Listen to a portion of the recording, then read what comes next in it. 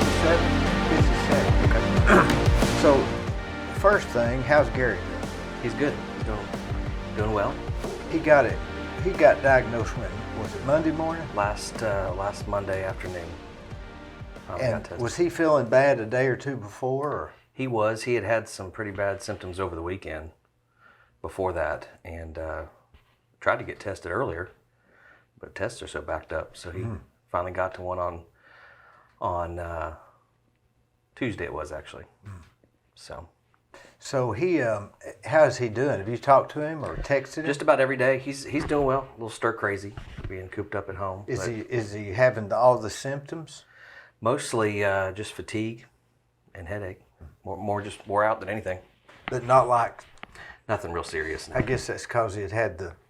He had been vaccinated. Yes. Or prophylactic. Yes. Maybe. So how do you run things without him being there? Well, it's pretty smooth. Do you have to? Of course, we won't tell him that, right? Right. Yeah. No. Does it operate better without him? I wouldn't say better. It's certainly quieter, but that could be a good or bad thing. What is it the assistant to Gary Davis does? What's the exact title? Executive Assistant to the County Mayor. Does every county have one of them? I don't know. I've never asked that question. I'm sure many of them do, but I don't know. What was the title of his position prior to what it is now? So it used to be, it's been a number of things. I think back in the day, they were called county judges, and then it became county executive, and more recently, county mayor. What was the county judge? Did they judge? I don't believe so. I think that was just their title. That's confusing. Yeah. You'd think a judge judges. Up there in the office, we've got a row of pictures going back to the 1800s. And does it have the... It has their name, and of course, the fact they were a county judge, and some of them look like some interesting characters. I'd like to learn more about them. Was the county judge, so it's always been county judge until it was county mayor? Well, I think between the county executive, and some counties still call it the county executive. Wonder when we changed to be county executive. I don't know even what causes that. I don't know if it was a law change or... Wonder if the titles... Shorter on business cards. What about their roles different? Nothing that I'm aware of. Just kind of the title. Yeah. So what is it you do? That's a good question. It's something different every day. I remember when the mayor and I talked about me coming on board, I asked for a job description. And it wasn't that he struggled to come up with one. There's just so many different things that could come up over the course of what I do that it was hard to put it on paper. So I spend a lot of time at meetings and events on his behalf. It's not that he doesn't go to them. He just can't go to all of them. So there are a number of boards and committees that I serve on his behalf and representing the county. I handle all the communications, certainly for his office, as well as for the Emergency Management Agency. I'm the Public Information Officer for Troy Spence and his department over there on Guthrie. Other than that, some days I'm the complaint department. If you call and want to talk to the mayor and he's not there, you'll probably end up speaking with me. What's the craziest calls you get? Oh, the craziest calls? Yeah. I don't know if I can talk about those. Let me think. So I've only been there since March. I'd say the craziest call I had was really somebody that had to do, their issue ultimately was with the city. Those are easy calls. You just listen to them and then you say, we'll call your city councilman. Here's their number. That's right. But they had, and I think this has been in the paper recently, their neighbor had quite a bit of livestock in the yard, and they're pretty sick of it. So over the course of a week, I got lots of pictures and videos of chickens, and it was a week. But as far as I know, I think the city's kind of taking steps to clean all that up. I think they had. Didn't they pass a rule Yes. lately? You can't have a chicken or something? Yeah. I think they may have numbered it. Wonder why a Limited. chicken's different than a dog. You know? I mean, So if they take something into the city, from the city into the county, what if you already have a chicken? If they annex? Yeah. That's a whole different... You grandfathered in? I don't know. I don't know what that new resolution or ordinance that they passed. Call your city council. That's right. That's right. Do you how long? What possessed you to say, I believe I'll try this job? Well, I've always been interested in politics. I've been involved locally for a while, almost as long as I've lived here. Now you were you were a chairman of the Republican Party, right? I was at one time. Yeah, I grew up in Ohio. Came down here in 2001 to go to Lee, and stayed. What was it like in Ohio? What town in Ohio? Just outside Dayton, Ohio. Kettering is my hometown. How long does it take to drive there from here? About 5.5, 6 hours, straight up 75. Just Right up 75. Yep, can't miss it. turn left. Turn, yeah, turn left, go north. Yeah, and when you get there, what? Yeah, you take another route, but it's not 5 or 10 minutes off. Is off it of how big a 75. town is it? Population-wise, I don't know. Dayton's probably comparable to. I'd say it's probably comparable to Chattanooga, maybe a little smaller. And But, you were from like Kettering, was just that outside, is that Cleveland compared to that? like Ottawa. It's Yeah, a suburb oh. there. Yeah, yeah. And why Lee College? You know, at the time, I had a friend at church, pastor's son, who's actually running for governor in the state of Ohio right now. What's his name? His name's Neil Peterson. They probably Neil appreciate Peterson. the plug. Shout out to Neil Peterson. Probably nobody from Ohio's listening. Probably not. Except your mother. Yeah, maybe. they will. Yeah. They'll share it. Yeah. He was dating a girl down here at Lee, and one weekend we just got a wild hair. He said, "Hey, let's drive down and surprise her." So we drove through the night, came down here, spent a couple days, and I fell in love with Cleveland, and it was right around the time I was looking at colleges and where I wanted to go, and I ended up here. Were they Church of God based people? Yes. Yeah. Boy, Lee College has a wide wingspan, Yes. doesn't it? I don't know if it's this case anymore, but when I came down, Ohio is one of the top 5 states as far as where students were from. That always surprised me. Wonder what the reason for that is. I think it was the Church of God presence up there, and it's not that bad of a drive. Wonder why the Church of God has such a presence there in Ohio. Always have. No reason. No, nothing in particular. So when you got here, how long had you already gone to 2-year college, or was you going? I had taken some classes at a community college, but I came down here, went to Lee, got involved. I probably got involved in politics here because of Lee. I was involved in the college Republicans. And then as I got older, I got involved in the Bradley County Republican Party and served in different positions. Eventually served 2 terms as chairman. Is that very big in Cleveland? Being chairman? Yeah. I think it is. I mean, how many members would you say there? Well, Emily Beatty, who's our current chairman, is doing a great job. She's been chairman this year, and the meetings more recently have had a lot of folks. To be perfectly honest, it's difficult to get a crowd of Republicans. You would think in Bradley County they'd be coming out of the woodwork, and they are.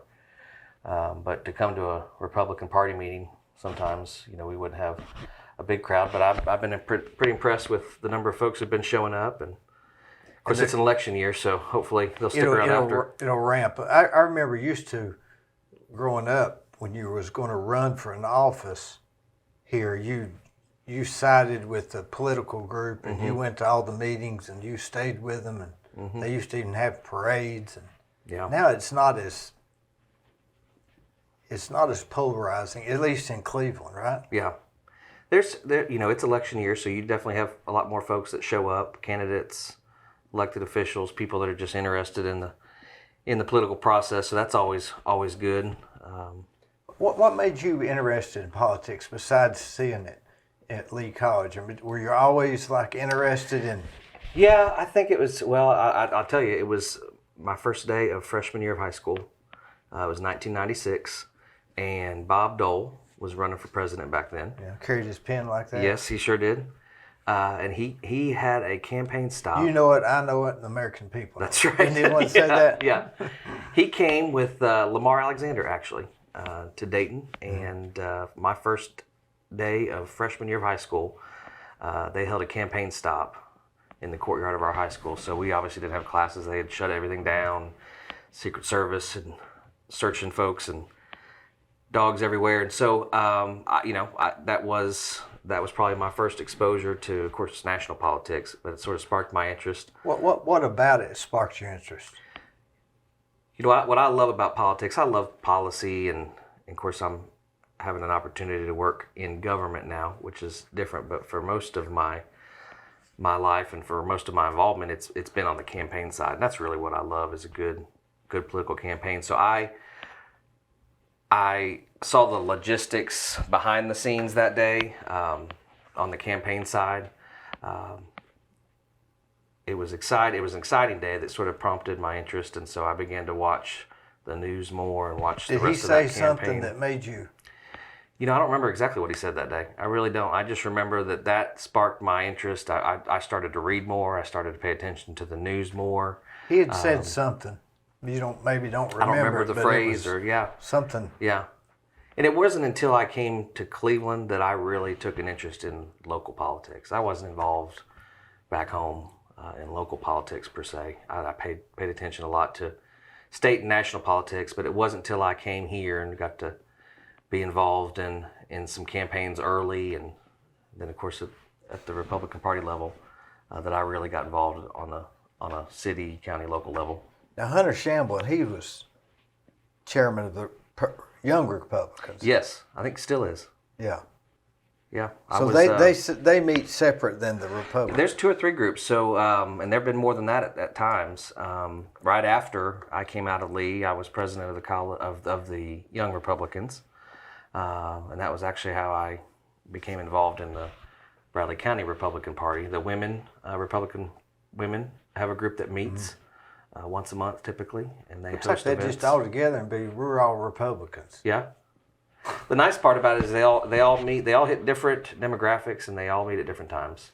So like the women will meet at lunch. The Republican Party will meet in the evenings.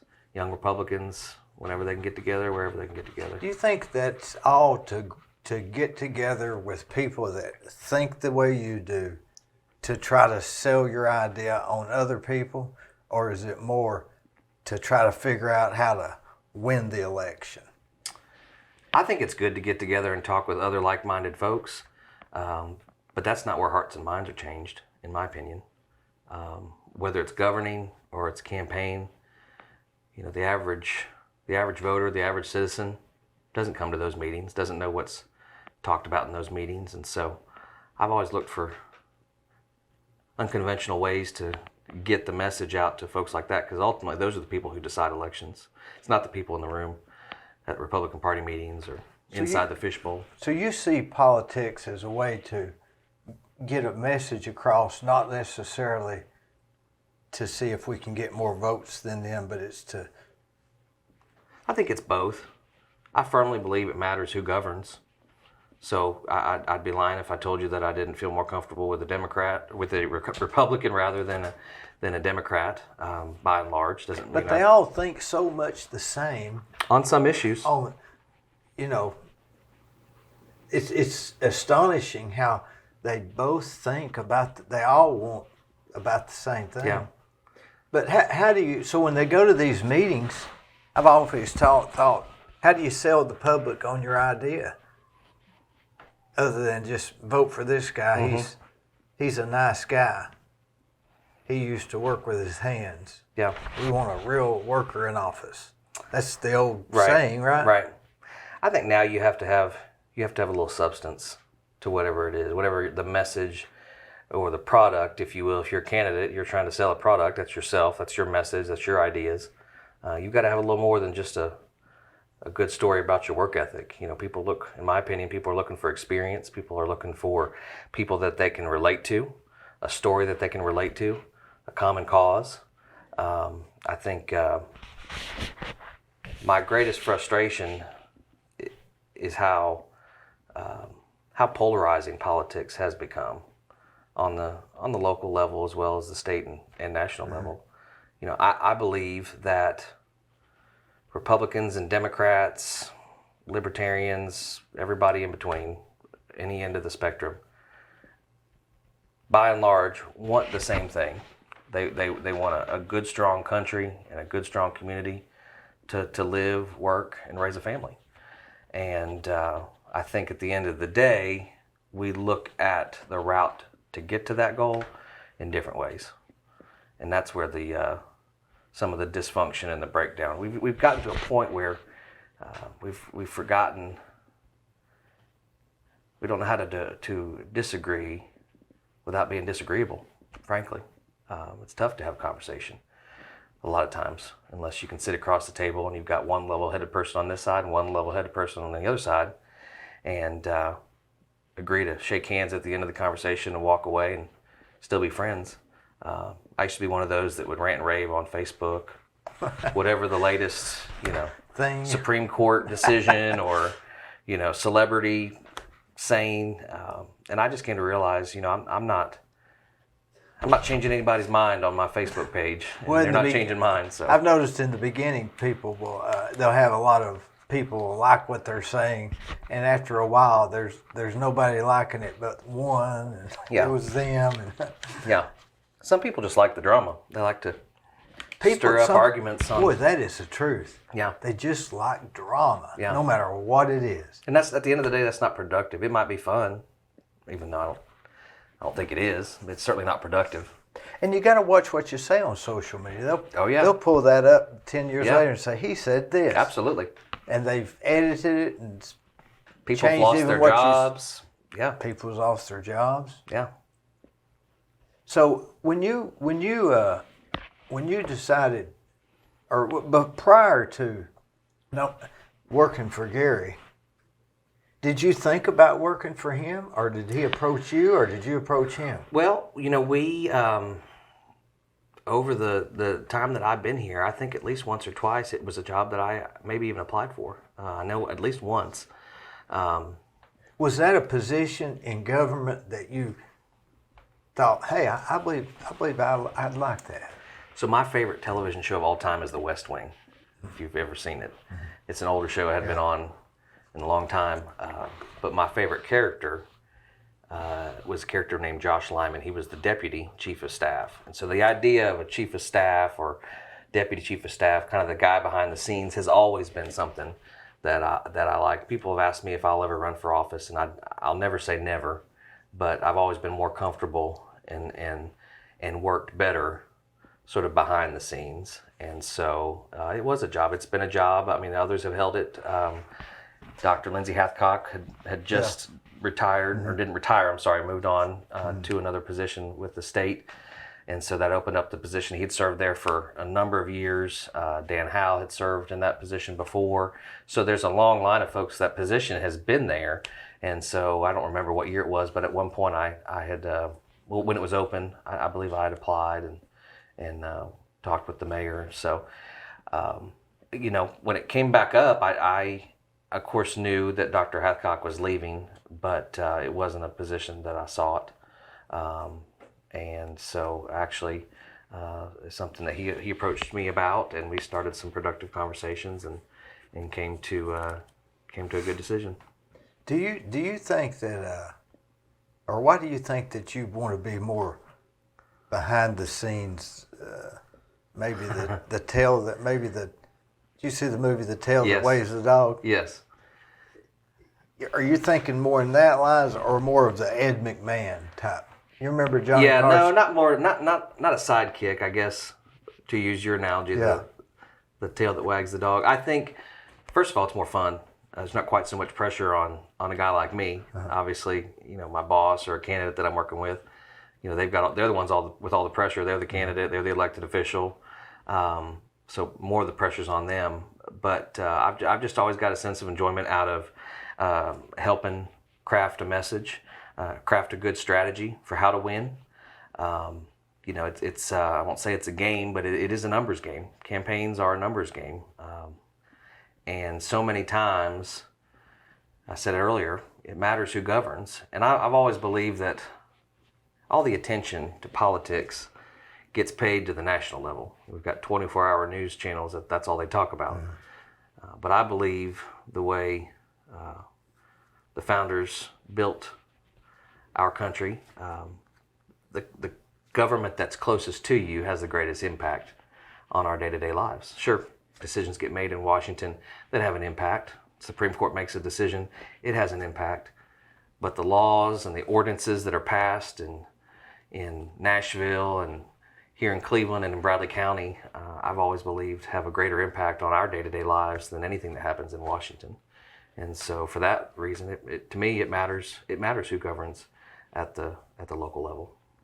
Maybe if you're a local government themselves, it matters what the next level is doing.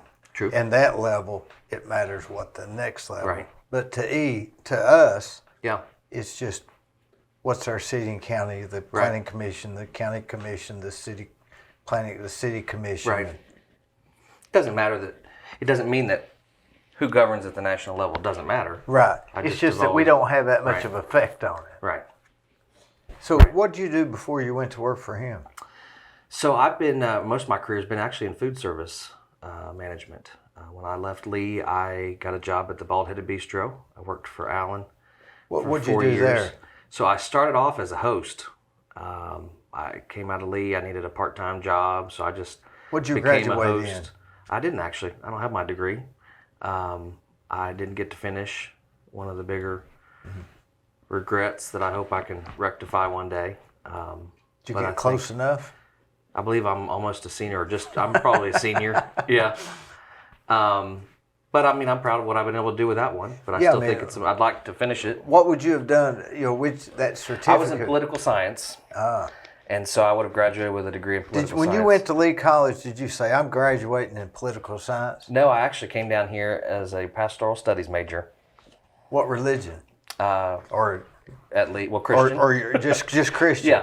Yeah. I was in the pastoral studies program at Lee. when I Did you first take came. I did theology. theology? Yeah, that's what kicked me out. Which is what? The study of religion? Yeah, more or less. Not just religion, but specifically Christian thinking. And it wasn't that I got kicked out of the class. It was deep, and it wasn't. It wasn't for me. It wasn't that I disagreed or that I had a hard time comprehending. But I just felt we got bogged down in a lot of conversations and a lot of times arguments about Circular arguments? in theology. And so I just kind of got burnt out on that and ended up switching my major. In theology, what do they study like Baptist versus Catholic, or do they study Doctrines, Christian doctrines. like you know, what's the doctrine? I'm the, ignorant. So, this is going back a long time, almost 20 years. But we studied a lot of doctrines, specifically of the Church of God, ideas about the Trinity. I almost said trilogy. The Trinity. That was Clint Eastwood. Yeah, that's right. About the Trinity and the roles of Jesus and the Holy Spirit and God the Father and things like that. But wouldn't a lot of that be opinion, or would it be strictly? Well, I think it probably all starts as an opinion, but it's based in Scripture. But when they say theology is the study of the Bible, then it looks like they'd had time to study it by now. Yeah. But everybody'd have time to figure it out. Right. So it's got to be opinions. And the professors were great. Dr. Cross was one of my professors, and it's fascinating subjects. What would that graduating in that would let you go be a preacher somewhere? Yeah. Because you understood the doctrine. And that's why I came down to Lee planning to do was to. Were you going to preach? Yeah, I was going to be a pastor somewhere. And now here I am on the discussion. Yeah. In the discussion. Yeah. Right? So, when you decided, what made you say, "Hey, I'm not going to finish this thing out"? The degree period. Well, I Yeah. switched to pastoral, from pastoral to political science. Yeah. It was just a timing thing. When I started at the bistro, it was part time. Within 6 months, they had offered me a management position, and so I just went with that gung ho, with every intention of taking classes during the day and kind of finishing things up. And time and life just get away from you. And Boy, that's the truth. next thing you know, you're 15 years from saying you're going to finish something, and it's still sitting over there at Lee waiting to be finished. So If you had to go back, would you go ahead and finish no matter what? I would. Even if you had to live in your car? I would. It wouldn't have taken you how much longer? Or maybe another full time. It would have taken me another year. 12 months. Yeah. Makes you sick, doesn't it? I didn't go to college myself, so I'm not being critical. Yeah. I'm just saying that's the way life goes, isn't it? Yep. I wish I'd have finished, and I still want to. But it won't do you any good right now. You're. So when did you work at the bistro up until went to work for Gary? So I worked there 4 years, and one day I got a call from a recruiter, and went and worked back at Lee for the food service company there. I was there probably I think 3 years, and got a call from another recruiter, and went over and did similar work for M&M Mars. You know, all these companies. You know, if you work for somewhere that's got a cafeteria, you know, these manufacturing plants or schools, it's all contract food service. So there's a big business in that. And neither one of those was what you were wanting to do. No, I tell people I fell into that career. You know, I was successful at it. I found I was successful at it, good at it. The more I worked up, you know, obviously the better money I made. Went from there. I got a call to work for another company at Volkswagen in Chattanooga. Maybe you're a good manager. I hope so. You ever thought of that? I hope so. Maybe it doesn't matter what it is. Yeah, that'd be nice. I enjoy it. I enjoy working with people and building a good team. Now, don't you own a company also that helps people with political campaigns? I have, yes, I have in the past. Yeah. You don't own it now. It's not operating Yeah. fully right now. No. Was that like that movie? I'm a movie buff. What was the one about Clinton? About Bill Clinton? I can't think of the name of it. It's sort of documented, but but it wasn't a documentary about his political campaign. Yeah. But running for politics, running a campaign is totally different. It's the undercurrent that nobody sees. Right. Yeah, I for years I've done political consulting, and have really enjoyed it. And that's what primarily that, and you know, communications and marketing for businesses. Would you say that political campaigning is different on the level of local government than it is national government, or is it the same but just a higher level? It's some of it's the same, but there's a lot that's different. You know, at the local level, you still have the ability to knock on doors and meet people face to face. You get to the statewide level, you still do that to some degree, but you're moving so fast, it's really hard to talk to folks and build relationships like you can at a local level with your constituents.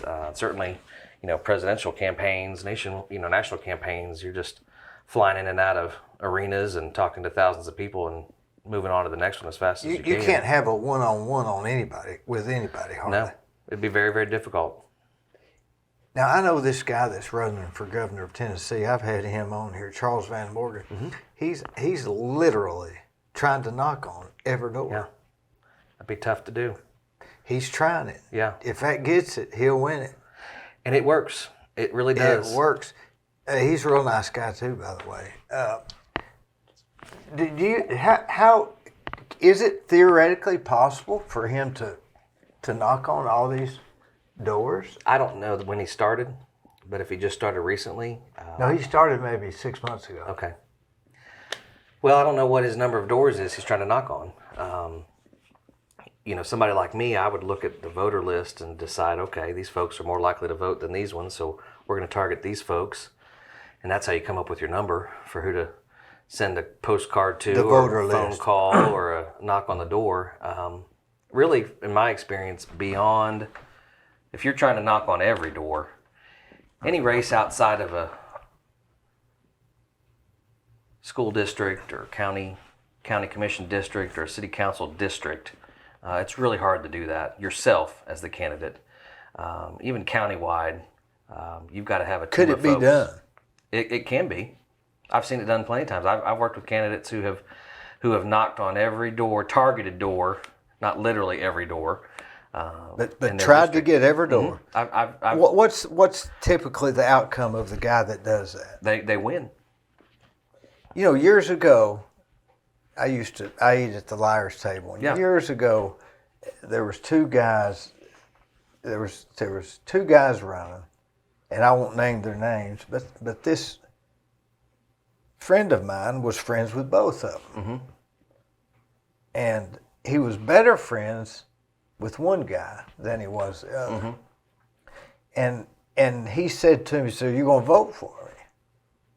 And he said, no. And he looked at him just shocked and said, why not? He said, well, the other guy came out to my house. Yeah. He didn't say the other guy agreed with me. The other guy saw life the way I did. He said he came out to the house. Why is that so different? Why does that make such a big difference? Because people don't do it. Every time I've worked with a candidate that has knocked on a door for the first time, maybe they're a first-time candidate, or even if they're running for re-election, they get a handful of responses that are all the same. I've never had somebody come knock on my door. They might have gotten a mail piece, or they might have got carpet bombed with a robocall or something like that. But throw those away, it's a whole different ball game when somebody shows up on your front door, takes the time, sometimes in the rain, sometimes in the cold, to look you in the eye as a voter and ask you what's important to you, and then ask for your vote at the end of that conversation. People just don't do that. And so has every candidate that's ever done that won? There's probably one or two that haven't. You can't be a knucklehead and run for office.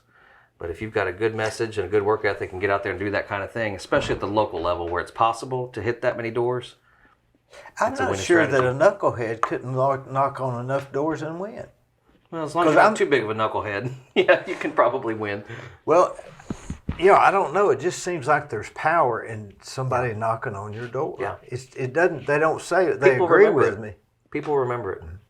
I guess you could knock on enough doors to still win, even if you were a knucklehead. Yeah. If you were. But usually somebody going out and knocking on doors and going to see the voters is really not a knucklehead anyway. Right. They're just, So do you see yourself as staying with the county as an assistant to the county? Are you going to the dinner he's got in September? Yes. I guess you got to, don't you? Yeah. Where's it going to be at? Cleveland High School. Cleveland High. I got tickets. Good. Yeah. I get tickets every year. Yeah. I like Gary. Yeah. Yeah, he's calm, not going to have any problems with what he does. It's okay. You know what I'm saying? Yeah. But what was I asking you before that? How long are you going to stay with this? Well, there's obviously an election next year for mayor, so I plan to be with Gary at least through the election, and depending on the outcome, we'll obviously see. But I don't have any plans to leave. For me, this is right up my alley and right up what I like to do and what I like to be involved in. So, is it the end all be all for me? Probably not, but I'm not looking to leave anytime soon. That's for sure. What makes you enjoy this so much? I'm trying to unlock something. I can't. I think I know, but I overthink things, and so this is a great job for that because I like to look at all angles. I like to predict and be prepared for what might happen next. There's any number of discussions and issues that come up. Annexation is one right now that's a hot topic and has been. So a lot of these are just opportunities for me to learn more about what the conversation is. But frankly, I just like to be a part of the conversation and help influence people, help the ones I'm working with to influence people. And I've like I said, the campaign side is different than governing. Governing is a little bit different, but it still has a lot of campaign is what puts you in a position to govern. So you have to have both. If you don't win, you can't govern. Right. Now there's an old saying with people that are in office. There's two theories that I've seen. I'm going to vote my conscience no matter what, period. Yeah. And then there's the other person that says, well, I've got to bend some or I can't govern. Yeah. And I'm not sure which one's right. Let's take a break.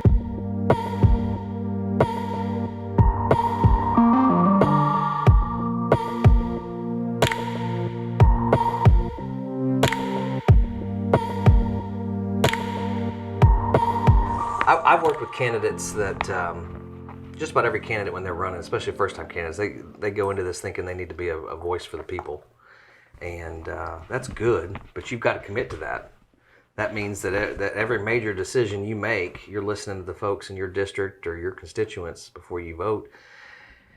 And so I think what you're talking about is that balance of, am I elected to represent the people, or am I, or did the people elect me to represent them? In other words, the way I feel about issues is why they voted for me, and therefore that's how I vote. And so there is a balance, and so it's not one way or another. You don't think? I've often thought, where would I land? The good thing about political parties is that in most cases, when you put your name on the ballot as a Republican, you're going to line up pretty closely with most Republicans on all of the big issues. So, same as a Democrat. I think there are times when issues and votes come up where you hear from conflicting constituents, if you will. I think one of the good examples is this conversation about annexation that the county's having right now. You've got developers and realtors and on one side, and you've got folks on the other side of the coin making opposite arguments. And to me, that's an issue where you've got to look at it and decide, what are my principles, and why am I voting yes, or why am I voting no? By the time this thing airs, that vote will already be cast. That's anyway. true. It's going to be 2 days. So nobody knows. Right. But I think... but yeah, it's not just that. That's the whole conflict of questions arise like that all the time. And you're not going to... I tell candidates this too, and it doesn't take long before they realize it all on their own, but you're never going to make everybody happy. There's always somebody... There's at least one person that didn't vote for you. So right off the bat, they're not happy with you. But the longer you serve and the more votes you make, the more that list of folks that may be upset or disappointed with something that you've said or done adds up, and that's hard. You're never. It's not. Politics is not a job for somebody with thin skin. That's for sure. And people take it personal if they're not careful. And it's important that anybody that wants to be a candidate or is an elected official has got a certain amount of thick skin to be able to walk in there and vote based on principles and listen to folks and see both sides of the argument before they make a decision, but ultimately go in knowing that they've got to vote yes or vote no and stand by it. Now, no one would ever understand all the nuances that go with voting one way or another. There's so much stuff that even I nobody would know unless you'd been to all the meetings, you'd heard everybody's argument. And so for me to sit and say, well, I'd vote this way or I'd vote that way, that'd be wrong of me because I don't know. Yeah. I think I'd do this, but I couldn't know. It's true. There's a lot of, this annexation issue has a lot of cooperation built into it with the city. There are a lot of other issues and a lot of other projects that the county needs cooperation from the city. So do we vote no and stifle that sense of cooperation with the city? Do we vote yes and take up these issues later? I mean, you're right. It's very rarely an isolated vote. Your vote has consequences that ripple across a number of different areas. Sometimes you got to figure out which is the worst of the two evils to vote the right way. Yeah. But now that's, like the county commission, they're voting. But on the other hand, what you're doing with Gary is literally governing. Right. He's running the county. You're assisting with running the county. So that's a whole nother ballgame. Yeah. It's like you got to play two things all the time. Well, and there's still parts of it that overlap. You asked, I love a good campaign, but why am I attracted to the governing side? It's all about building consensus. What's consensus to you? What's the definition of that to you? Well, on the county level, it's 8 votes. Consensus is getting 8 votes through the county commission to get something passed. The mayor doesn't have a vote. So he still carries obviously an enormous amount of influence. Because there's 8. How many is there on it?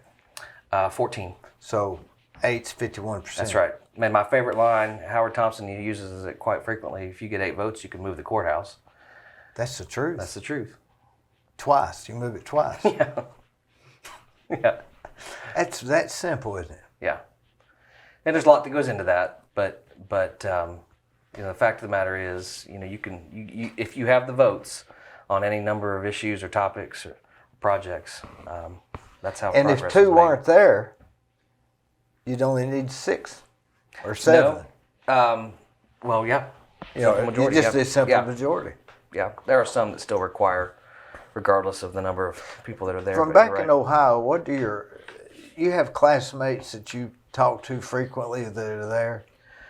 Yes. Do they know you've risen to the level of To the executive, to the county mayor. Bradley County? They do, yes. I mean, that's a pretty big deal.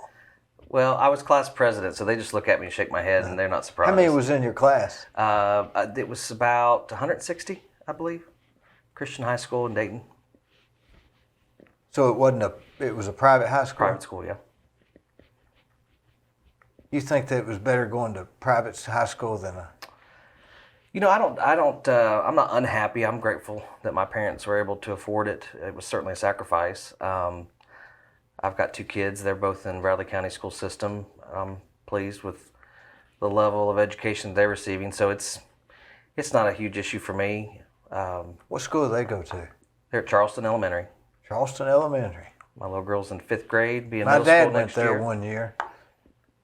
That's a good town. That's a a good great place school. to live, isn't it? Yeah. I'm building some apartments up there. Are you? Right on the main road, right before you get to I school. drive on the past left. them every day. Yeah. I'm going to finish as soon as this pandemic's over. Yeah. Do you ever get a ticket going through Charleston? No, since I started with the county, and I drive a county vehicle, I don't get tickets anymore. Prior to that, though. No, I've never had a ticket up there. Because they patrol well. Now, if you go across the bridge and you go Calhoun? to Hardee's, Mm-hmm. you'll get a ticket. Yeah. Period.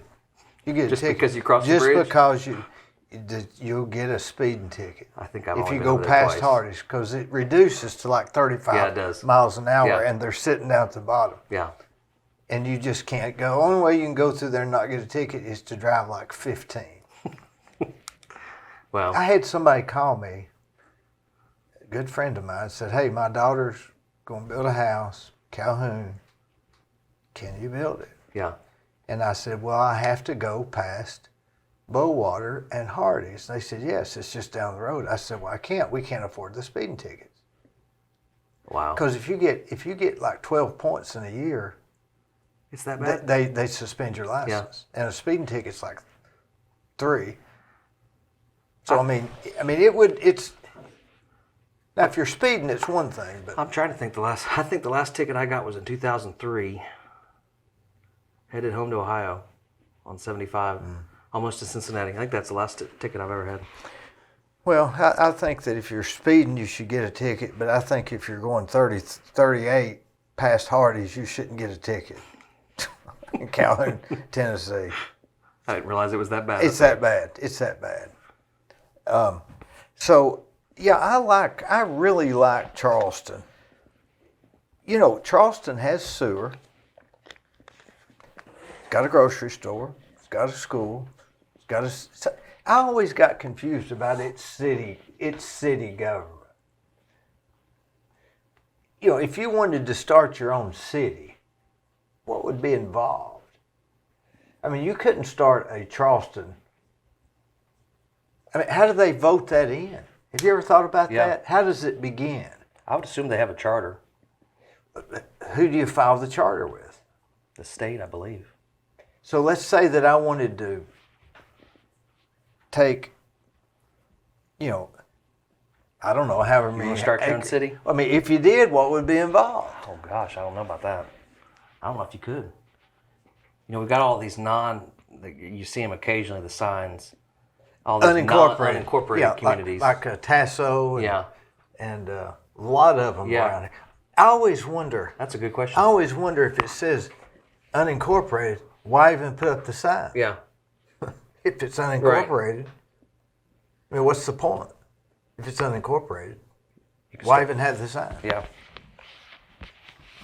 So in other words, if you started your own city, you almost couldn't do it today, I guess. I would think it'd be pretty hard. You And see I don't- how hard it is just to annex. Oh yeah, just to annex. Yeah, Plot. yeah, Imagine starting your own city. yeah, yeah. There'd have to be some money involved too, because you have to provide services. Well, you know, Conway Twitty, didn't he start his own city, Branson, Missouri, or something? Wasn't it? Did he start Conway? Branson? I believe it was Conway. It's huge now. Yeah, it was. I think he started the city. Really? So I don't know what you'd have to do, but you know, they start HOAs, homeowner associations. Yeah. Isn't that just a very small version of a city? Just they vote that in. That just always confuses me. It matters who's president of the HOA too. You know, there for a while. matters who There governs. for a while, Calhoun City Police. They weren't accredited, is what I understood. So they weren't even supposed to give tickets. I don't know. I guess Calhoun is it a city? I believe it Or is. is it unincorporated? Or all that confuses Yeah. me. So do you like Bradley County better than where you're from? I do. I miss my family, of course. And of course, there's a lot of change anywhere, but What do you miss about the weekends in Ohio versus the weekends here? well, you know, I've lived here over half my life now, so it's hard to remember what I did on the weekends up there. But I miss my family, and you know, there were some great. Cincinnati was just right down the road. We had some great places to travel close by. My family had a cabin at the lake that we would go to on holidays, and so I miss things like that. But Are that they was still- all when I was younger. Are they still alive? My parents are, Yeah. yes, yeah. My parents and my sister. It's my immediate family. They all still live up in. How often do you get to Kettering. go back there? I try to get up there a couple times a year. It's not as often as I should, or they'd like me to come, but Do they ever come here? every once in a while they do. Yeah, yeah. Where do they stay? Usually with me. They'll stay with Yeah. me, and it's been a while. My dad is going through a bout of cancer and has had quite a bit of treatment over the last year, and so they've not been able to travel like they. Is he making it okay with it? He is. He's going through quite a bit of treatment right now, but doctors are optimistic and You hopeful picked that a bad everything- time to go through it, didn't you? Yeah, With COVID. Did you get the shot? I did. I did actually. You're not supposed to ask that, are you? Well, you know, I don't mind. I figured since Gary did, you Yeah. did. So, I had COVID back in December. No, just a mild case. what made you get tested for it? So I had all the symptoms, and where I was working at the time, a couple in the office tested positive too. So Was your chest tight? no, I didn't have any breathing issues. I had headache. For 2 or 3 days, I just felt like I'd gotten hit by a truck, and so I didn't have anything. After about 2 or 3 days, I didn't take anything other than just Advil for a headache. I felt pretty good. So Was I your nose lucky. stopped up? I had some cold symptoms, but I never had any. I never got to the point where I couldn't breathe through my nose or tightness in the chest or anything like that. So it was certainly a mild case. I was grateful for that, but it was sort of right in the middle of our last peak, which I guess we're in the middle of another one now. But, I think it's because people are getting vaccinated and they think they're invincible now, and they're getting out Yeah. more. I definitely think just even a month and a half ago, everybody thought, "Hey, we're home stretch." I got the shot, man. I'm good. Yeah, and just I mean the numbers were down. We were well under 100 cases. I It's think like down 40 or 200. 50. Yeah. And then it just started shooting back up. You know, I don't really know what to point a finger at and say it was this or that. And you know, you hear about these different variants and And I know more Delta people variant. that's got it now than I used Yeah. to. it seems to be impacting school age children a lot more than it did before. So People in their 20s. yeah, I'm not a doctor. I'm not a medical expert, but I get the sense it's going to be around for a while. It's going to have to be something we just learn to live with, and maybe like the flu shot, it'd be something that we have to look at taking every year. I don't know. Who knows? Yeah. Right now, it's everybody's guess on Yeah. every aspect of it. Yeah. And like politics in general, it's certainly polarizing. You know, you get the shot and you don't get the shot. I mean, it's What gets me is they say, well, if you're a Republican, you don't get the shot. But most of the Republicans I know got the shot. yeah, So that's not it. yeah. No, I can't say that I see a divide between Republicans and Democrats on that issue. I think I think the numbers, at least in our local hospital, seem to me to tell the tale. That's what I think. That folks that are vaccinated are a fraction of who's hospitalized, and even less of those that are vaccinated. They said end up in 90% of the condition. people in the hospital are unvaccinated. Yeah, they've been putting the numbers out. The hospital, our local hospital has, and that's what the numbers bear out. You know what I think they should do in order to get people to volunteer to get vaccinated is charge for it. How so? Well, if you charge for it, everybody want it. It's free. That's why they don't want it. Yeah. If you said, hey, it's $200, everybody'd be saving up to get it, Yeah. right? They think since it's free, it's Yeah. some kind of conspiracy. It does seem to be too that the number of vaccine doses have gone up. So I think more and more people are getting vaccinated. I think the FDA finally approving at least one of them probably helped a lot of folks make that decision. I got it shot in this arm, and I was talking to I'm a hypochondriac. So the guy said, did it hurt you? Did it hurt? And I said, well, my arm's just a little bit sore, but not too bad. And I got to thinking, I got shot on this side. I'd done imagine my arm was sore. I never got sick with the shot either. I got a little sore throat, but I think that was Bradford pears. Yeah, Because allergies. they'll do it too. Yeah. Bradford pears are bad. Did y'all have Bradford pears in No. Ohio? Did they I didn't have bother? allergies in Ohio. I Did didn't you- have do allergies you- until I moved here. What blooms that bothers you? Who Everything? knows? I get it in the fall and I get it in the spring, so whatever that is. Well, the spring is usually Bradford pears. Okay. And the fall is, I don't know what it is. That 2 or 3 weeks that my car's coated in yellow, whatever that is. Yeah. Oh, that's those Bradford pears. I You know, hate some Bradford pears. cities outlaw Bradford pears For that reason? for that reason. It's so bad on some people. It's a good idea. So, do you think? I think that there's a chance that they start recommending places stay closed again if this I keeps hope not. going. I hope not. I mean, it's the same as it was then. Yeah. How do these businesses stay open with the doors closed? I just can't figure out how they're doing it. Well, some of them are. And even though, I mean, we're open. By and large, everything's open. But nobody's working. You know, when this first started, I go to Starbucks every morning, and the line was all the way out to the road. And everybody going up there ordering complicated drinks instead of just saying, give me coffee with cream. You know, I mean, it's a big list. And so I found this app. Starbucks app. Yeah, and so it was complicated. I thought, man, you got to do this, that, and you got to push this and load the money and do that.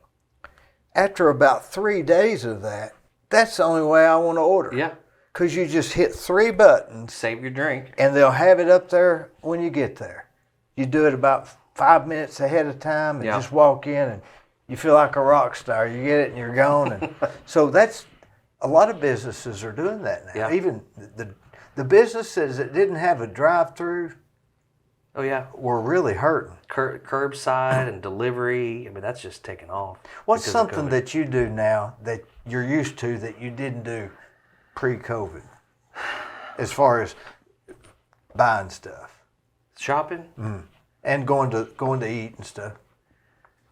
Well, I don't go out to eat much anymore at all just because even sit-down restaurants, anywhere you go, drive-thrus, fast Because food, of- the wait. They're just so short-staffed that you can go into a restaurant, a sit-down restaurant, and I won't name a name because there's multiple ones that are facing the same problems. Half the restaurant's empty, but it's a 45-minute wait. And the ones they have there have an earring through their nose, and you know they're not hiring them because they were the best, because that's just the only one that will work. Yeah. Now, I don't know where all these folks are that aren't working. I don't know either. I think they're working for cash. They're Well, the working government's somewhere. given out plenty of cash in the last year, so. But you know, even the money they've given, you can't hardly live on it. So I don't know. Something's going on that we don't know about, because you know That speaking of that restaurant, Calhoun, it's drive-through only. Hardee's? Yeah. Yeah. I've seen a lot of restaurants that do that. One of my favorite restaurants downtown, Gardener's Market.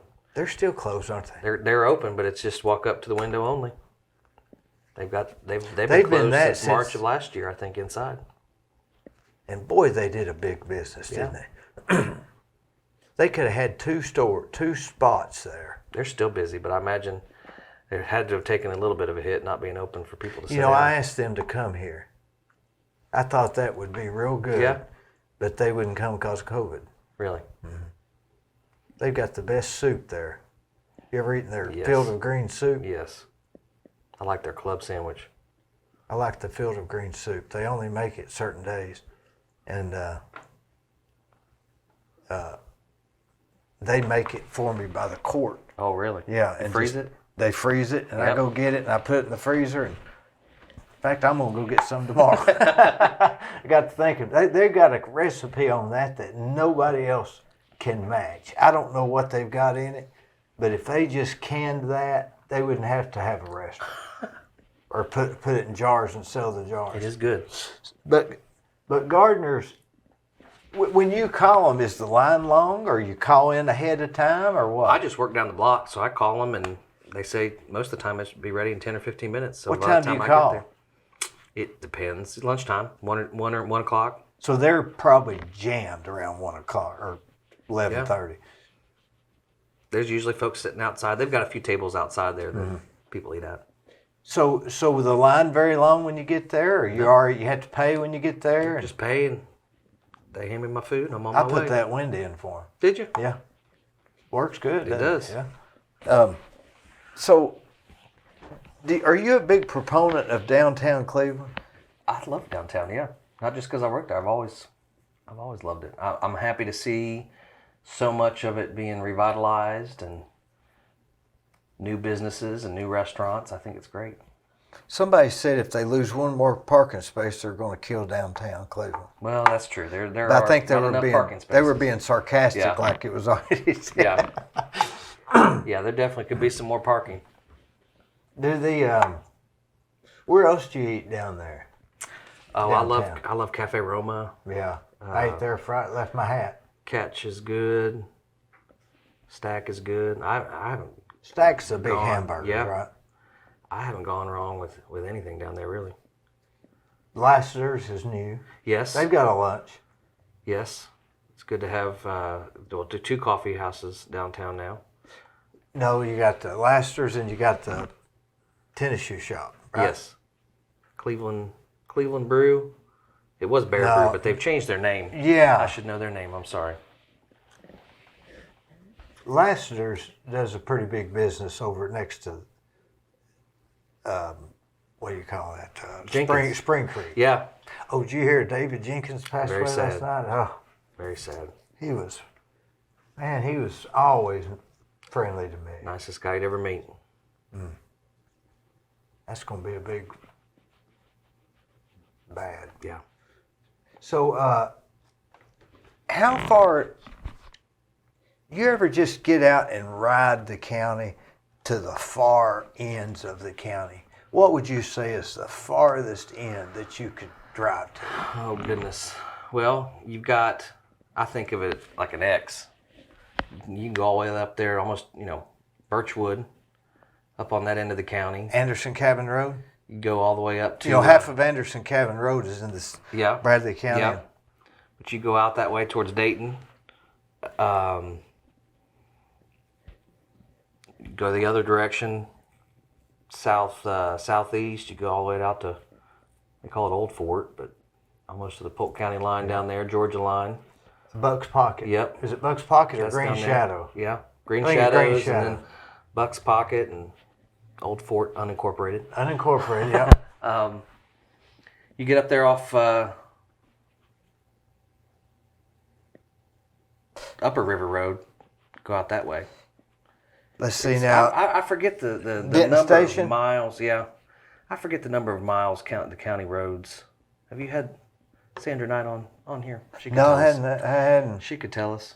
But Bradley County's big. If you ever drive from the Georgia line to the Calhoun Bridge and get a speeding ticket, you'll know how far it is. It's a long drive. Do you know, I used to drive from the Village Shopping Center to Don Ledford's Automotive Yeah. without stopping. It was a trick. I could time it just The right. lights. The lights. You could time it just right of the evening, like Could never 10 do that o'clock today. at night, and you could do it all the way down there and never stop. You could never do that today. You could never do it today. You know, I can't get, say, from Charleston, where I'm building those apartments, to the Burger Chef. At certain times, it could take you 25 or 30 minutes. Oh yes. I've had to leave early to go get the kids.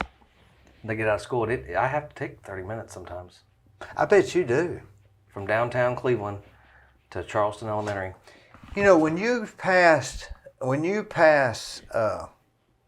Anatole, Mm-hmm. you sort of get a calming effect. Yeah. All the way through Charleston, it's just a wide road. Traffic's going a good speed. There's not that much traffic. You get into Charleston, it's real quiet. I predict that where Lauderdale comes into North Lee Highway, Yeah. is going to be the next section that people will want to be traffic Of growth. Yeah, because you got Michigan Avenue Yeah. and Chatta Valley. You got North Lee Highway, Michigan Avenue, and Chatta Valley, all pretty good thoroughfares to get from the south to the north. You can almost be at the Village, hit the bypass, hit 20th Street, go down Tasso, and be in Charleston by the time you can go through downtown. Yeah. Let's take a break.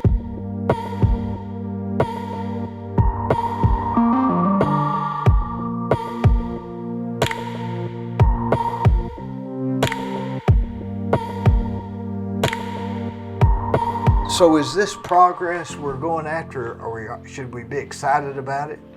Hey, great, we can't get through town now. Is that success? Is that progress? Well, it's certainly frustrating. I mean, where is the progress in Yeah. that? I mean, we're happy we're here because we're a small town. We love being a semi-small town, and we're doing everything we can not to be a small town. Yeah. Is that stupid? No, I don't think it's stupid, but I do think So what are we trying? What are we trying to do? Be more intelligent? I think what you're talking about will be a defining conversation over the next 10 years in this community, because you have a large handful of people who don't want to live in a big town. They don't want to live in Chattanooga and Hamilton County, and they love Bradley County. They love a small town. And then you've got other folks that might be moving in from those areas or moving in for jobs that aren't from here, that are looking for something a little more metropolitan. All right. Well, let them. Why can't we stay smaller and let what we have just be more expensive? Like a Ooltewah?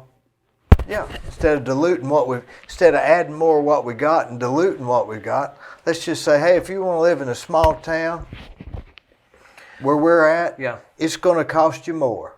Why? Because Yeah. we have less stuff. I think when you get outside some of the major thoroughfares, the really busy pockets, the Paul Huff Parkways, the Keith Streets, the Coe and 25th Streets, you know, you get outside of these really congested areas, you don't have to go far. It does still feel small. It does still feel rural, even with neighborhoods. Is there any way we can ruin that? I think if we 'Cause that's- continue to centralize all of our growth in one area, it'll just get worse. But it'll just be inside that pocket. Yeah. Yeah. Instead of spread out and diluted. I don't know. Yeah. But I think you're going to begin to see, hopefully, some development and growth at Exit 20 and in that area. I mean, it's been ripe for that with development and land for years. But there's only so much land at exit 27, there's only so much you can put on Paul Huff Parkway, and I think a lot of investment has gone into that southern part of the county that I hope sooner rather than later we start to see some benefit from. Some spread out. Yeah. So you think that will theoretically be less traffic on Paul Huff? Well, I think as long as you continue to have the number of businesses and restaurants and shopping centers that you have on Paul Huff, we will continue to see the congestion at Paul Huff. What I would hope that we could do is begin to spread out into other areas like an exit 20 and maybe start to bring some growth there. There's also only so many people in the area. So right now, if they're in theory all going to Paul Huff, you give them choices and you can spread the congestion out. But, growth comes with challenges. There's no doubt about it. And I think we are already seeing sort of that back and forth of, growth versus wanting to stay rural and small. And, there's a lot of needs in the county. And What does the county need? oh gosh, it depends on what elected official or department head you're talking to. What does our county need that other counties don't have? First of all, I think for what we pay in taxes and what services we get, I think Bradley County is in good shape. Is there an opportunity to do better and be better? Always. I would say that would probably be the case for any county in Tennessee. But the big issues that come to my mind or that I hear about, there's obviously infrastructure issues, whether it be broadband, sewer, water. Why are developers and why are folks wanting to be annexed into the city? Well, for things just like that, sewer and water. Very costly, very expensive, very long road to try to bring sewer and water to the entire county. But I think that that's a need for parts of the county. We've got horrible land when it comes to septic systems. We've got existing septic systems that are failing, that are causing people tremendous problems and issues. But we've got a lot of land that just doesn't perk well, and that's difficult if you're trying to build, whether it's on your own land or you're a developer trying to develop homes. I think we've got first responders that we know other counties and other departments close by are paying their folks better. So it's hard to recruit, it's hard to retain good quality employees when that's the case. For us to become competitive, it's a good chunk of change. And Competitive for the good employees, I guess. to keep people and recruit people is what I mean by being competitive. They're when a department down the road, is offering $6,000 or $7,000 more starting than what we can offer. It's hard to recruit people to Bradley County when that's the case. And so I want the very best paramedics and EMTs or sheriff's deputies showing up to my house if I have a problem. And I'm grateful that we have some of the best EMTs, paramedics, and sheriff's deputies. And so it's not just about recruiting those kind of folks, but it's about keeping the ones we've got too. And so it's not just about that starting pay. It's also about what we're able to give them long term, and reward them for staying. It almost boils down to just sewer. You can have as many people as you want to living in a place, and unless there's a way to flush your commode efficiently, you're not going to have a crowd. Right. Now, if you have a way to flush your commode efficiently, you're going to have a crowd. Sure. Very simple. Yeah. Now, that brings to mind, Charleston's got sewer. When did they get sewer? Because you wouldn't run sewer out to that place today and start your own town. I think it was a development, Southeast Development Yeah. District that went around to these small cities and had. I don't remember when that was, but of course, you have all that manufacturing up there that benefited from it too. That didn't Polk County, Benton, don't they have sewer downtown Benton? I think that's No, Coe. no. Coe No, do they have, I don't know if they do or not, do Gwen? I Yeah. think they do. So how do they get sewer? I think Nyota's got sewer. Well, I mean, it's the company or in our case, Power the government. is in Yeah. the sewer. Yeah. That's Not certainly the where water. the pockets of growth are the greatest. Yeah. Yeah. And that's why, frankly, some people are against sewer expansion because they know what it may potentially mean for their neck of the woods. It'd be a hard argument to be against sewer expansion. You'd have a hard time arguing not to have that on any level, Yeah. whether you liked progress or not. Yeah. So, boy, it's complicated, isn't it? I don't know the answers. Now, do your days pretty well planned out? I like to start my day planned out, but Do you have your own office there? I do. I work there in the mayor's office. We're upstairs at the courthouse annex, the old post office downstairs. That's right. Yeah, you go up those long stairs. Yep. How many steps We're on are there? It's the mayor counts them every time. I think it's 23. Does he count them every time? He says he's counting them every time. I come up the back steps, so That'd be hard if you was on the phone, wouldn't it? He counts them in his head. You come through the basement through Teresa's office? I do. Usually take Come the up the elevator up elevator? because I park out back. So I usually take the elevator up, come in through planning, and You've got a good job, don't you? I love it. Don't you? I'm grateful for it. Are you thinking, now you're all off tomorrow? We are. Yeah, closed for the holiday, so that's What are you nice. going to do tomorrow? Just, I've got some pork smoking on the Traeger right now, so.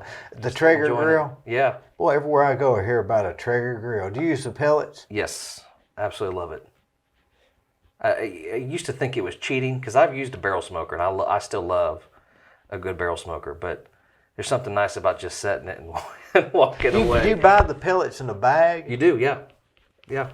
What kind of pellets are they? Do you have choices, or is it just one? Yeah, so thing? I use mostly apple, but they've got hickory, mesquite, oak. When you cook with the apple pellets, can you tell a big difference? Is it I can tell the difference in the wood flavors. I can. just a very hint? Yeah. What do you got cooking on it right now? I've got a 11-pound pork butt. It'll smoke tonight, overnight. When'd you Do some put it chicken on? wings about 1 o'clock. So It's I've sitting got- outside, Yes, on the patio smoking right now. right now. How do you know how long to cook it? It's about I mean, 90 minutes per pound. is that what the directions say, or you just know that? I just know it from experience. I go. Oh, about because you 220 were in a cook. That's right. 225 Yeah. for about an hour and a half. Did per you pound. know how to do that before you went to the? Well, I wasn't a cook. I was just the manager. Is that where you learned it? No, just I love grilling, love smoking. So every grill's a little bit different. I would usually go a little bit hotter in the barrel smoker, so I would get it done. It would be more like an hour per pound, but with since I can control the temperature a little bit better on the trigger. How do you know that it won't overcook by the time you get it? It's got a thermometer. I have a digital read thermometer in it, so I'll take it off when it hits 165 and wrap it. When the temperature gets to 165. When the meat temperature gets to 165, that's the pork butt. Now how do you know what the meat you open There's it? there's a temperature. There's a probe thermometer in it right now. How do you know it's not reading the temperature around it instead of the temperature of the meat? So I have two. There's an air temperature inside, so I can see what the air temperature is in the grill, and then you just got to get that sucker right in the middle. So you're not anywhere close to the outside or close to a bone. You just want to go straight in the middle of that big piece of meat. So it's when the insides get to 160 degrees. So when I get to 165, I pull it off. It's not going to take any more smoke at that point. The outside's pretty well, cooked. The bark's there like I like it, and I'll wrap it and I'll put it in a tin pan with tin foil covering it just to keep it warm, and put it back in there. Finish it off to about 200 degrees, and then pull it out. Why do you wrap it up like that? Because to keep it from drying out, really. It keeps the juices. Yeah, it's not gonna take any more smoke flavor in at that point. So there's no sense in having it exposed. It really, you run the risk of drying it out if you. Now, if why'd just you leave it put sitting that in there long. instead of ribs? Well, because I do have ribs. I just didn't do them this time. I'm gonna do some chicken wings tomorrow before I head out to a friend's house. So chicken and pulled pork. Will you take all that stuff with you? Just the meat when it's done. Yeah. Yeah. 11 pounds? It'll be less than that when it cooks down. How big is that? That Enough for how many people? That's way too much for the number of people we have, but it'll be about half that in weight when it cooks down. So it's not 11 pounds of pork. It'll be more like 5, maybe 6. Are they bringing stuff too? Yeah, I'm just bringing the meat. So they're bringing. You're the only bringing one the meat. bringing the meat. Yep. But you're gonna put chicken on too. Chicken wings. Do these smoked dry rub Well, if chicken they wings. have more people and they run out of food, Well, I hope the sides are good. will they bring like potatoes and something else? Probably. How I do you didn't keep ask 'em. from How do you keep from eating it tonight? Well, it won't be done tonight. Oh, It that's won't be done till That's about. the only say. Yeah. Yeah, it'll smoke all night. So probably, I don't know. How big 9 to is your 10. Traeger grill? This big? It's a long one. I don't remember what number it How was. much was that? It was a gift, so I don't know. But I think they run about $400 or $500. You can get them starting out. You So- can get them with Wi-Fi and all that, and they're more expensive. But Boy, whoever came up with that idea was a genius, wasn't it? you could run it. I could change the temperature sitting right here. And you put those pellets in the bottom. It's got a feeder, and it burns those pellets and smokes. It's the heat source and the smoke source. How all does in it one. know when it needs more pellets? That I don't know. But it does, right? It's Like a cat it's smart. feeder, I guess. Yeah. It just spits them out into the burner. They've been out, what, about 2 years or 3? I think so, at least that long. What else do you cook on it? I've done baked Like- potatoes, ribs are good, whole chicken's good. How long does it take on a baked potato? Well, it'll go up to 450 degrees, so you can cook something in there pretty What would quick. you cook on that hot? Well, I finished the chicken wings I'm gonna do. Mm-hmm. I'm gonna finish those off at 450. I'll smoke them to temperature, and then I want to get some How do you Get 'em know a what little the crispy. temperature is? on. You say you'll smoke them to temperature. So those are just basically by time, about an hour. I've got they're larger ones this time, so probably about an hour and a half. And then I'll kick them over to 450 for about 10 minutes just to crisp them up a little bit. You're making me hungry. It's good. Yeah, and I'm. So what else is it we need to talk about? You've got me hungry. Oh, the furthest part out in the county, you would say. Now, what about Mount Zion, Mountain Road? You go out Yeah. Harrison Pike Yeah. and you turn right on Mountain. That is huge Yeah. back in there. And then you got Boss Springs. Yeah. A lot of people don't get out that far. Not people don't. I've been out that far, and it's hard to believe you're still in Bradley County. You're driving so far. Now, if you go all the way and get to go in Boss Springs, doesn't that dirt road go under the interstate? I think. If you keep going, Yeah. yeah, I think it. And they Yeah. used to just four-wheel back in there. I believe that.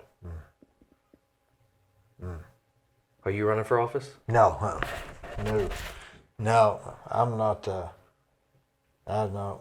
Are you going to run to seek political office in the future? I sense that you enjoy a good fight. I like I've never heard it described that way. I do. I mean, there's things I care about. There's things I think are important. There's ideas that I have. And you could say I fight for those. Have you ever been wrong and thought, man, I shouldn't have fought hard for that? Sure. I don't think anybody that's telling the truth can admit that they haven't been there.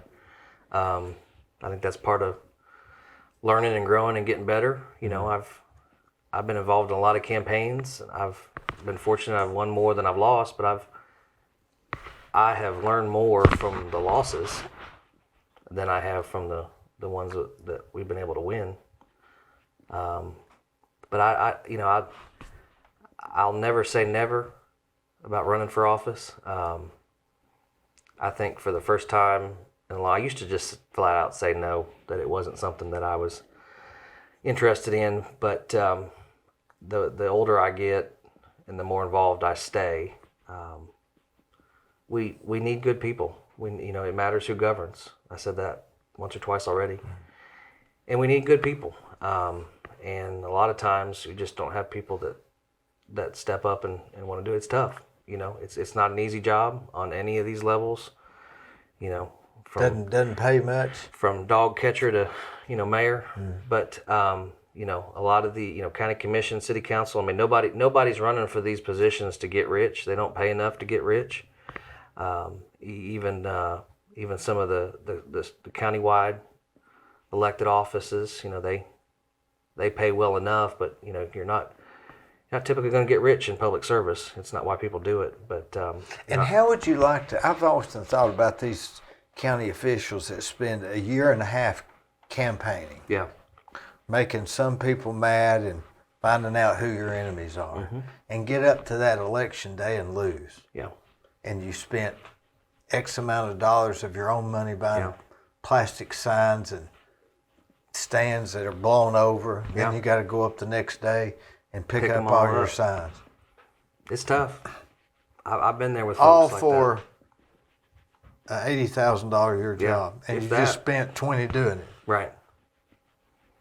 Yeah, it's tough. Then you got to have a treasurer to make sure nobody gives you more than $1,000 or what is it? Everything's reported right. And cataloged and signed off on. I'd say that if you were to keep up with that campaign contribution stuff, I'd say that is probably the hardest part of the whole thing. Because it's not my favorite. When I work with a candidate, I tell them first thing, you find somebody to be your treasurer, find somebody to handle the finances. That's not me. I don't want to. If you don't do it right, you can get yourself into some trouble. And if you do it right, you're raising a good bit of money, and it can be a busy job. I like to focus on other parts of the campaign and getting the votes. Yeah, or getting the message. The message, how are we going to get the votes? What's the number of votes we need to get? Where are these people? Who are these people? You ever read books on history about this thing that you're talking about? Campaigns or campaigns. Because you got two things. You help people with the campaigns. You're interested in campaigns, but then right now you're actually governing. Yeah. So now it's like elected. Now what? Right. You're elected. Now what do you do? Right. So in history, what would you say was one of the most interesting elections that you know of, besides our last one? I can't say that I've studied specific elections in past. I've read a number of presidential biographies and books about our older past presidents, and one of the books I've called Team of Rivals. It's about Lincoln. When he was elected, he essentially brought into the cabinet all of his enemies, if you will, folks that had run against him, folks that had attacked him. He surrounded himself with people like that, and how successful his presidency was as a result of that. I read a book by... What was his reasoning?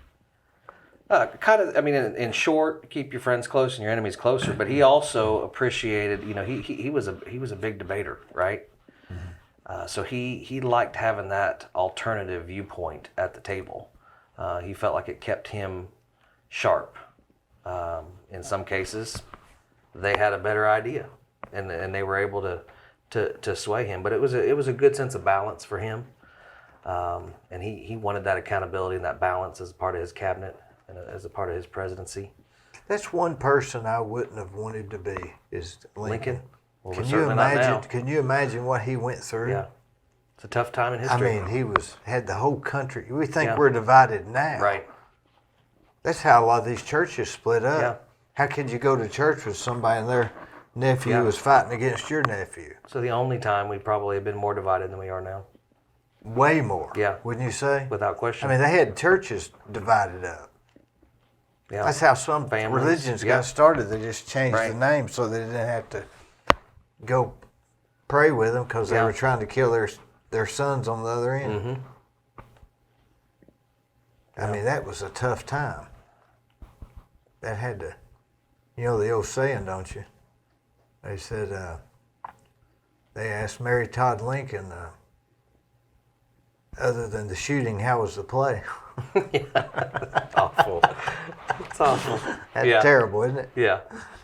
What other campaigns did you study? Or you're saying you like to read about past presidents? Yeah, I can't say that I've studied necessarily specific campaigns. I tend to study more current campaigns and campaign technology and strategy and sort of the tools and resources that are out there. So what more would benefit me now than looking back to see? I mean, there's fascinating stories that often are found in history, but most of my experience has obviously been on the job, if you will. You know, actually running and being involved in campaigns, win or lose, and looking to see what works and what doesn't, and of course how things change. You know, social media has really changed the landscape of political campaigns from the national level down to the local level. Yeah, how would that have changed? How would Lincoln have dealt with Facebook or YouTube goodness. or would they have silenced him? I don't know. They've certainly silenced at least a former president as of late, but I think it's in a lot of ways it's helped our society, but in many more ways, I think the advent of social media has hurt more than it's helped. But when it comes to running a campaign, it's a necessary evil, and it's an amazing tool if used the right way and if it's used effectively. Obama used it real effectively. Yes. That was one way he went, is what I Yeah. understood. He was the first president that everybody else thought it was silly. Right. In fact, when Trump was running, he was he even started out on Twitter, and they thought that was silly. Yeah. Yeah. So, when you read about these past presidents, you think to yourself, that may not be exactly how it happened, but that's how they saw it happen. Right. And that's still valuable. Right. Yeah, depending on who the writer is. I mean, a couple of them have been they were autobiographies. Yeah. But a lot of times it's a historian. So it's their interpretation of history or their research. And Does the county have more issues than this annexation thing? I'm sure there's other things that aren't out in the public that you say, man, how are we going to deal with that? There are, and you could sit down with every department head and every elected official, and they could give you a laundry list of things that they feel are important, and many of them are, to be able to run their department or their neck of the woods better. And that's why, I love Cleveland and Bradley County because it's not a big town, but there's only, in my opinion, I got to be careful because I'm not speaking for the mayor when I say this, but I think to some degree he would agree with me. The needs that we have are costly. And the only way to pay for them, there's only two ways that the county can get new money to pay for new things, right? It's either through growth, new homes being built, new businesses coming in, new shopping malls, new restaurants, more sales tax. That's one. Or by raising property taxes. And that was done recently, and it was not popular, and it remains unpopular. So it's not likely that that's going to be a course of action that the county takes anytime in the near future to see more revenue to be able to address some of these needs. And that's the frustrating part. And I will say, people have asked me, what's changed in your thinking now that you work for the mayor? I've had that question before. You thought this way about X, Y, and Z before when you were on the outside. Now what do you think? And I think it hasn't changed a lot, but I will say I have a better appreciation for the entire landscape of the county in terms of the needs that are there. Sheriff Lawson, will stand up and say that we got to take care of his folks, and we got to take care of his buildings, and we got to take care of his vehicles, and he's absolutely right. But at the same time, you'll have another elected official that will stand up over here, or another department head stand up over here and say, we need to take care of my folks, and we need to take care of my buildings, and we need to take care of my vehicles, my equipment, and they're right too. If we were to try to address everything that's at the top of their priority lists, we just couldn't afford it. And so that's a tough spot for any elected official in Bradley County to be. From the county commissioner to the mayor to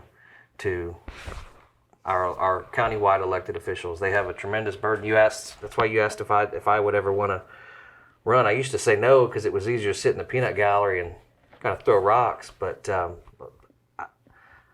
I think I would at some point like to run if I had the chance and I had the kind of support that you need to win, simply because I think the challenges that we are facing now and in the future aren't going to get any easier. And what small part I play now, I hope makes a difference. And I hope maybe one day I'll be able to make a greater difference. And if that's in elected office, then I'd welcome that. But for now, you're the assistant Right. to his executive, Right. Mayor Davis. And so I look for every way I can to help him. And where we can partner, when I say we, his office, him, where we can partner with elected officials and county commissioners and to work together. And I will say that my impression of Mayor Davis hasn't changed a whole lot. That's the other thing. Well, what's it like really working for him?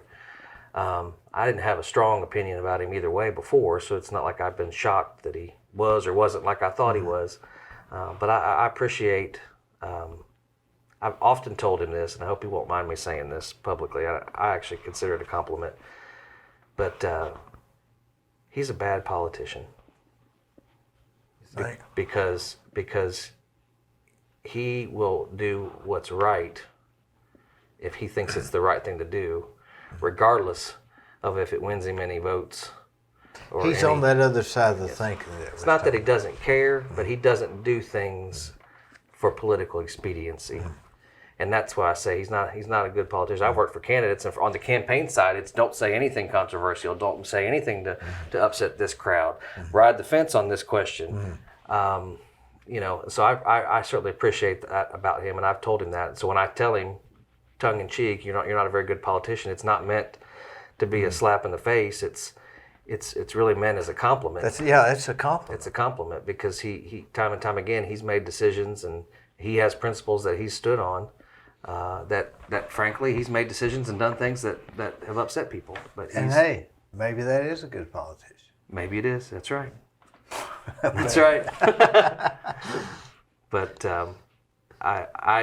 I can say though that being on the inside, if you will, I have a better appreciation for how well really all the elected officials work together. I think social media, the actual media, likes to pick up on division and maybe arguments. There's some heated conversations that happen in those meetings, and sometimes people raise their voice, and sometimes people call each other names. But I think by and large, I've always been impressed with the ability for those folks to walk away, and even if they disagree on this issue, they know they've got to sit down at the table and work out this one.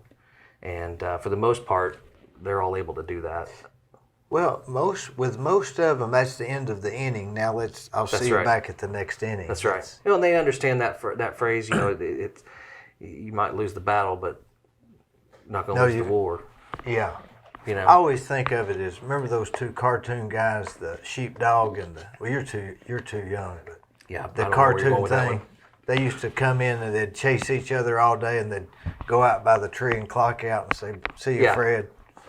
I don't see that one anymore. But anyway, it was just the end of the day. They'll be back tomorrow to argue, but they're both going home. That reminds me of a story. We were talking about how politically polarizing everything is, and I remember a friend of mine, Art Rhodes, who was involved working in and very tall. Yes, very tall.